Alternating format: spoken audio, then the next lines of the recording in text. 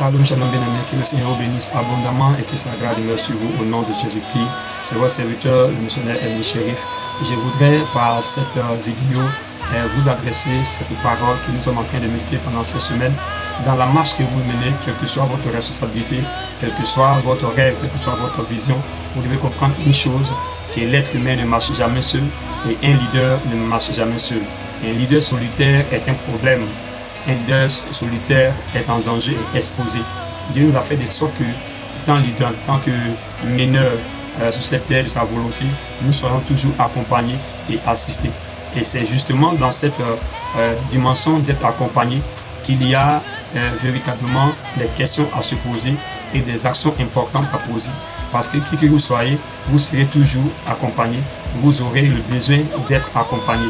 Cependant, la qualité des hommes qui marchent avec toi, la qualité des personnes qui marcheront à votre suite va déterminer non seulement l'accomplissement de votre projet, mais également la réussite des objectifs que vous avez à atteindre.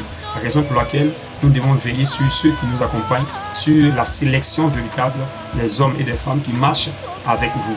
Parce que votre réussite en dépend, parce que votre échec également en dépend. C'est pourquoi je vais lire avec vous cette portion. Et pendant ces temps, je vais vous révéler 5 compagnons indispensables. Le thème que je vais traiter avec dans ce temps est celui 5 compagnons indispensables. Il y a des compagnons qu'on ne peut pas s'en passer. Il y a des personnes, il y a des éléments dans la vie sociale, dans la vie spirituelle qu'on ne peut s'en passer. Quel que soit votre leadership, vous avez besoin d'être accompagné par ces personnes, par ces éléments-là que j'ai nommés des compagnons indispensables. Je prie que le Seigneur te bénisse abondamment. Quand nous lisons 1 Samuel, le chapitre 10, 1 Samuel, le chapitre 10, verset 26, il dit ceci. Saül aussi s'en alla dans sa maison à Gibéa. Il fut accompagné par des hommes honnêtes dont Dieu avait touché le cœur. Bien aimé, on venait de nommer Saül comme roi sur tout Israël. Et Samuel venait d'expliquer les droits et le devoir du roi sur le peuple juif. Après avoir étalé son droit, son devoir, Samuel va laisser Saül maintenant. Et Saül a été accompagné dans sa demeure par des hommes. Mais la Bible mentionne très bien ici, par des hommes honnêtes dont Dieu avait touché le cœur. Le premier élément ou le premier compagnon que nous devons avoir, que nous sommes indispensables, ce sont des hommes honnêtes dans ta marche, dans ton projet, dans ta vision, dans ce que Dieu t'a donné en tant que leader, en tant que meneur d'hommes. Vous avez besoin nécessairement d'être accompagné, mais accompagné par des hommes honnêtes.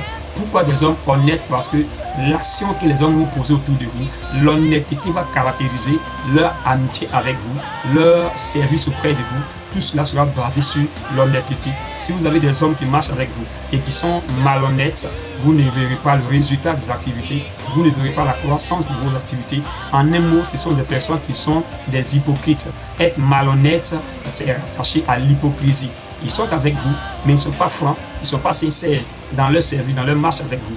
Et il y a également, et je voudrais savoir, il y a 4 niveaux où ceux qui vous accompagnent doivent être honnêtes. Ils doivent manifester dans chacun de ces aspects-là. Le premier aspect, c'est leur amour d'abord. Ils doivent être honnêtes dans leur amour. Ils doivent être honnêtes dans leur foi, à marcher avec vous, à croire en vous, à honorer, à respecter votre vision. Ils doivent être honnêtes dans la parole également. Ils doivent être honnêtes dans la parole. La dernière chose, ils doivent être honnêtes dans le service, dans le travail qu'ils mènent auprès de vous. Donc, vous avez besoin des hommes honnêtes. Et l'honnêteté est devenue pelle rare aujourd'hui, non seulement même dans le monde, mais au sein même de l'Église, on ne trouve plus de femmes et des hommes honnêtes. Bien-aimé, ma prière pour toi, que tu sois accompagné par des hommes honnêtes au nom de Jésus de Nazareth. Que les malhonnêtes s'éloignent de toi, que toute œuvre d'hypocrisie se lève, soit exposée au nom suprême de Jésus-Christ de Nazareth. La Bible va dire ceci dans le livre de Tite, chapitre 2, le verset 2, que des vieillards soient honnêtes, que des vieillards, si tu es accompagné par des personnes âgées, que ces vieillards-là soient honnêtes. Il y a également des leaders honnêtes dans 1 Timothée chapitre 3, le verset 8. Un leader, un responsable, un détaché qui n'est pas honnête envers son autorité, bien-aimé, met en mal toute l'activité. Il y a également des femmes honnêtes dont Paul mentionne dans le livre de 1 Timothée chapitre 3, verset 11 également. Que le Seigneur te bénisse abondamment et que tu sois en mesure de prier de sorte que toi-même d'abord en tant que leader, tu sois honnête parce que c'est ton honnêteté qui va influencer, qui va impacter ceux qui sont autour de toi. J'ai 3 prières à faire avec toi. La première séance est celle-ci. Tu vas dire au Seigneur de te donner d'être un homme, un leader honnête. De te donner d'être honnête avec toi-même au nom de Jésus-Christ de Nazareth. Que sa grâce se manifeste en toi.